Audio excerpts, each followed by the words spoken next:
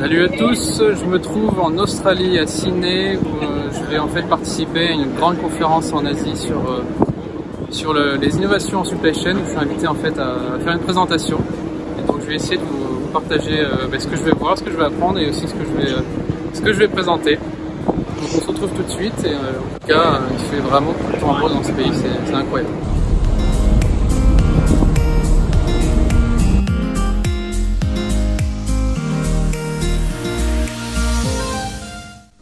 Donc cette conférence qui était sur 3 jours, elle a commencé par une première journée où on a fait un hackathon en supply chain où en fait on devait développer un nouveau système d'approvisionnement et de prévision pour une entreprise de panneaux solaires. Donc c'était vraiment très intéressant de travailler avec des personnes que l'on ne connaît pas du monde de la supply chain et de voir ce qu'on est capable de produire en seulement une dizaine d'heures. Donc nous avons eu ensuite 2 jours de conférence avec des experts essentiellement d'Asie-Pacifique qui nous ont présenté les dernières innovations et tendances en supply chain. Donc j'aurai l'occasion d'en reparler. Et j'ai moi-même eu l'occasion d'intervenir sur différents sujets autour du demand planning et de la distribution de stock. Donc je ne vais pas avoir le temps de revenir sur toute ma présentation et je vous laisserai peut-être l'occasion de venir me voir dans une conférence.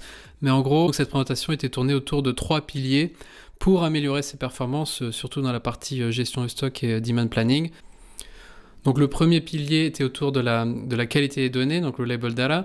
Donc souvent on sous-estime l'importance de la qualité des données avant de commencer des projets innovants en supply chain. Donc il est vraiment très important d'avoir des données fiables, structurées, avec suffisamment d'historique et accessibles partout. Ensuite, j'ai parlé de l'importance d'automatiser les process, surtout dans la partie prévision, approvisionnement, réapprovisionnement. Donc que ce soit dans la partie entre entrepôt-magasin, entre les entrepôts et les usines, mais aussi dans la partie sourcing. Donc il est possible aujourd'hui d'automatiser beaucoup plus qu'avant et de concentrer son temps sur des décisions beaucoup plus stratégiques. Et enfin, le dernier pilier était autour de la simplicité, où j'ai reparlé de l'importance d'avoir des process et aussi des algorithmes qui restent simples, voire compréhensibles. Car plus vous ajoutez de la complexité, plus vous ajoutez du risque que ces algorithmes ou ces process ne marchent pas ou soient mal compris par vos équipes. Donc voilà les 3 piliers que j'ai partagés à cette audience avec bien sûr beaucoup plus de détails, de cas concrets. Et oui, il est possible de parler de Game of Thrones en conférence supply chain pour rendre ces présentations plus amusantes et plus pédagogiques. Donc plus sérieusement, ce que je voulais partager avec vous aujourd'hui, c'était surtout ce que j'avais retenu de ces 3 jours de conférence, pas seulement pendant les présentations, mais aussi et surtout ce que j'ai retenu de toutes les discussions que j'ai eues avec tous ces professionnels de la supply chain qui sont comme vous et comme nous. Donc le premier point que je voulais partager, c'est qu'on a bien sûr entendu énormément de buzzwords. Donc les buzzwords sont des mots à la mode, comme le machine learning, l'intelligence artificielle, la blockchain, les drones, les livraisons drones, les camions qui se conduisent tout seuls. Donc tout ça, ce sont des mots vraiment à la mode, que je trouve parfois un peu trop marketés.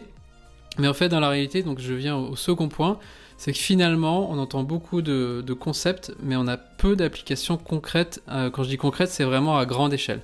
Donc on va souvent présenter un cas qui a été fait par une entreprise, donc ça va être un test, un pilote, mais je vois encore très peu aujourd'hui d'applications grande échelle, c'est-à-dire qui va toucher 95% des produits d'une entreprise.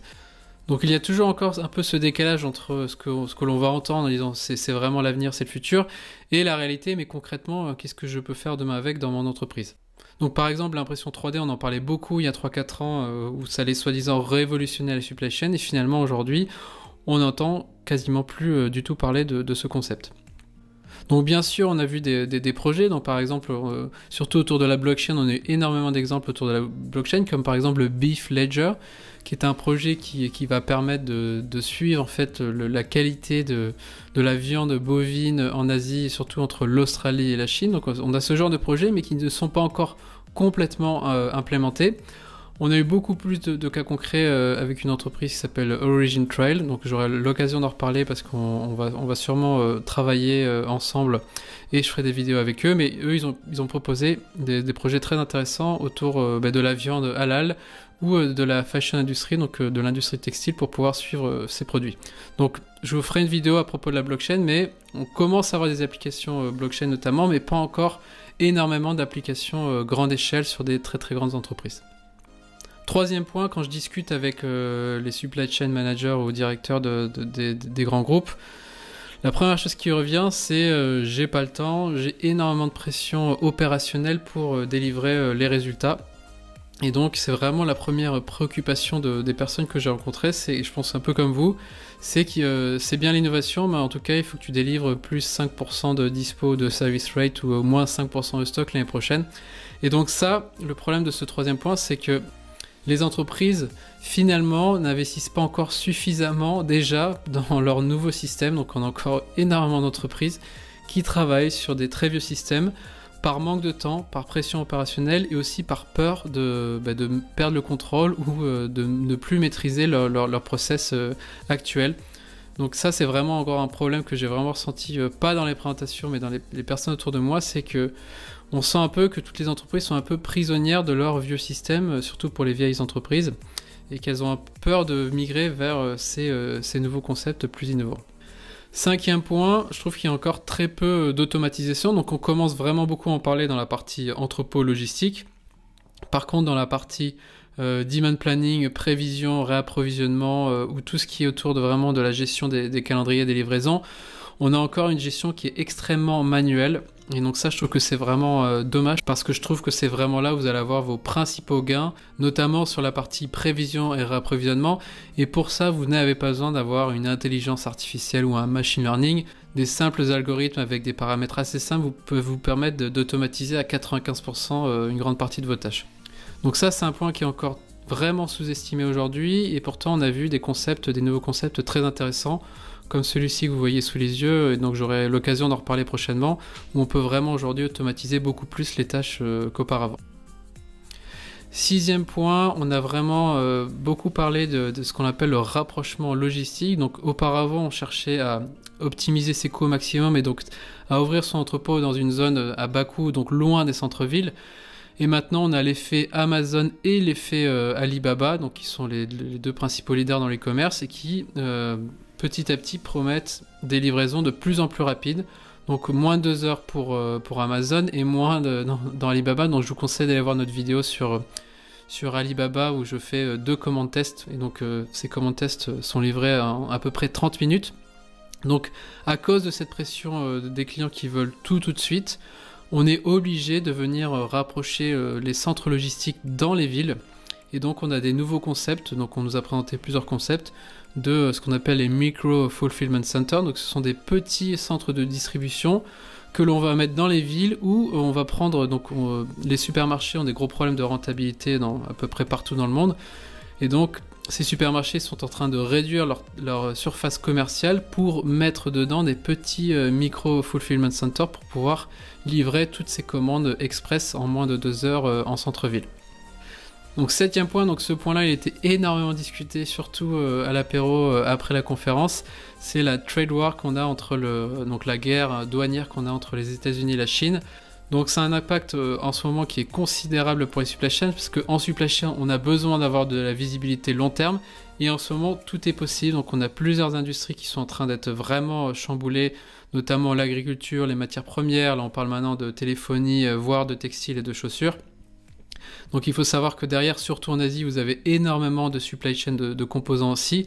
Et donc toutes ces entreprises, tous ces supply chain managers étaient vraiment très inquiets justement de ce manque de visibilité sur les politiques douanières entre les États-Unis et la Chine. Et ça va probablement continuer si le président Trump est réélu ces prochaines années. Huitième point, il a été aussi beaucoup discuté, surtout encore une fois entre les pauses et à l'apéro, de la difficulté à recruter des talents en supply chain. Donc aujourd'hui, vous avez encore beaucoup d'entreprises qui ont une structure très pyramidale avec des directeurs, des managers et ensuite une équipe opérationnelle. Et aujourd'hui, ces entreprises sont en train d'automatiser. Donc vous allez avoir de plus en plus de process qui vont être automatiques et gérés par des machines. Et pour ça, vous avez besoin de super-héros de la supply chain qui sont à la fois capables de gérer des projets, qui sont capables d'analyser beaucoup plus de données, de travailler avec différents départements, comprendre le business, comprendre la technique. Et donc ces profils-là sont extrêmement difficiles à trouver sur le marché aujourd'hui. Donc personnellement, j'ai eu aussi beaucoup de mal à trouver ce genre de profil. Et donc j'essaie aussi à mon faible niveau, via ces vidéos, à essayer de motiver et de former un maximum de personnes sur ces nouvelles compétences à acquérir en supply chain. Donc je vous conseille d'aller voir ma vidéo sur comment devenir supply chain manager si vous ne l'avez pas encore vu. Mais aujourd'hui, clairement, c'est un vrai défi. Et donc ce qui nous amène au 9e point, qui est qu'on a aussi énormément de difficultés à garder ces fameux talents en supply chain. Donc on a les générations qui ont bien sûr évolué, X, Y et donc maintenant les millennials. Et aujourd'hui, ces nouvelles générations n'ont clairement pas les mêmes attentes que les anciennes générations. Et donc si vous ne répondez pas à leurs besoins et à leurs attentes, ces nouvelles générations, ce qu'elles vont faire, c'est qu'elles vont prendre leur expérience, mettre à jour leur CV ou leur LinkedIn, puis changer d'entreprise ou peut-être aller faire un petit voyage. Donc je caricature un peu, mais bien sûr ça c'est vraiment un gros défi de chaque entreprise et on en a longuement parlé. Et donc je pense que c'est une question que vous devez vraiment vous poser, comment identifier et comment garder vos talents sur le long terme pour pouvoir transformer votre supply chain et mettre en place toutes ces innovations. Dernier point qui peut être surprenant pour certains, on a beaucoup discuté du fait qu'il n'y avait pas assez de femmes en supply chain, ce qui est vrai. Moi, dans mon cas, c'est vrai que j'avais du mal à trouver des femmes en supply chain, surtout à partir d'un certain niveau, donc un niveau de responsabilité plus élevé. Ce qui est bien dommage parce qu'il y a vraiment, encore, on l'a dit tout à l'heure, il nous manque des talents et je pense qu'une grande partie de la réponse viendra des femmes, car on n'a pas encore assez de femmes dans ces domaines-là. Pour des raisons d'éducation, on passe encore beaucoup par des écoles d'ingénieurs et aussi pour des questions d'image, je pense, où on associe trop encore la supply chain au transport et à l'entreposage dans des entrepôts, qui est quand même très masculin, alors qu'aujourd'hui, ces métiers sont vraiment en train d'évoluer avec beaucoup plus d'analytique, de gestion de projet. Et donc pour ça, je pense que ces métiers sont peut-être plus intéressants, plus attractifs pour les femmes, sachant que voilà, en supply chain, vous le savez si vous travaillez dedans, on a l'occasion de rencontrer énormément de personnes, de voyager à travers le monde et je trouve aussi d'avoir des salaires qui sont de plus en plus confortables si vous faites partie de cette génération qui a pu se former, se mettre à jour sur les nouvelles technologies et les innovations en supply chain. Donc ça, c'est un sujet que j'essaierai d'aborder dans une vidéo complète parce que je trouve que c'est vraiment très intéressant d'essayer de voir comment attirer plus de talents et plus de femmes en supply chain. Donc voilà pour les 10 points. Je terminerai juste cette présentation par une citation de Bill Gates qui dit qu'en gros, on va souvent surestimer l'impact des changements et des innovations dans les 2 prochaines années, mais on le sous-estime sur les 10 prochaines années. Et je pense que c'est un bon exemple par rapport à ce qu'on peut dire sur le machine learning, l'intelligence artificielle ou la blockchain. Aujourd'hui, je pense qu'on le surestime sur les 2 prochaines, mais clairement, on a un potentiel énorme sur les 10 prochaines années qu'on est en train de sous-estimer. Et donc, par exemple, on nous parlait énormément du cloud il y a 10-15 ans, peut-être qu'on le surestimait à l'époque, mais aujourd'hui, c'est vraiment une évidence. Et aujourd'hui, clairement, si vous voulez innover et automatiser, vous n'avez pas le choix, vous devez absolument mettre toutes vos données accessibles dans le cloud. Donc, je trouve que c'est intéressant de retenir ça.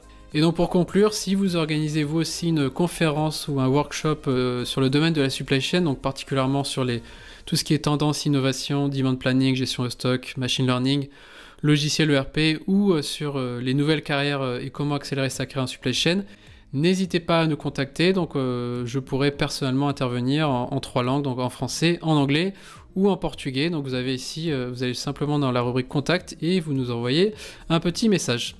Voilà, je vous souhaite une très bonne journée et on se retrouve très rapidement pour d'autres vidéos en supply chain.